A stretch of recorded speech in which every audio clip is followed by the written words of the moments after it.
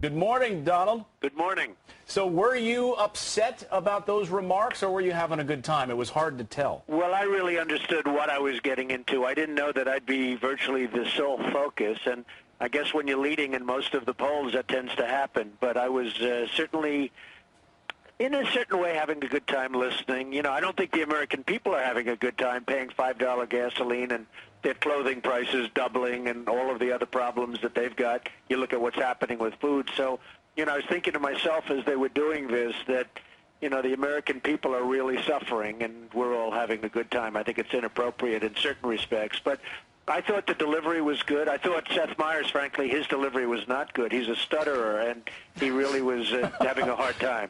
You know, you've been spending more time around these politicians and in sort of Washington circles. What do you take away from it all? Well, it's interesting.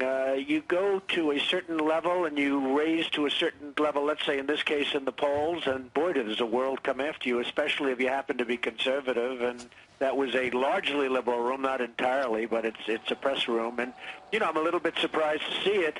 You have to understand what I do and what I will do best is the economy. I mean, I'll get China to change its ways, and we have all the cards, and people don't understand it. Our politicians don't understand it, but we have all the cards. I mean, they're making our products. They're making a fortune. They're rebuilding China on our backs. I will get OPEC to reduce prices. I will guarantee that they will seriously reduce prices. We have nobody that even talks to them. So I really knew what I was getting into last night. I had no idea it would be to that extent where, you know, just joke after joke after joke. It was almost like, is there anyone else they could talk about? So in a certain way, I was honored. But, you know, again, the economy is having it's going through such a traumatic period. I was thinking to myself, it just seems inappropriate. Yeah, it did seem like an awful lot of jokes. Chris Wallace, the host of Fox News Sunday, said he thought it was a few too many and perhaps a little mean.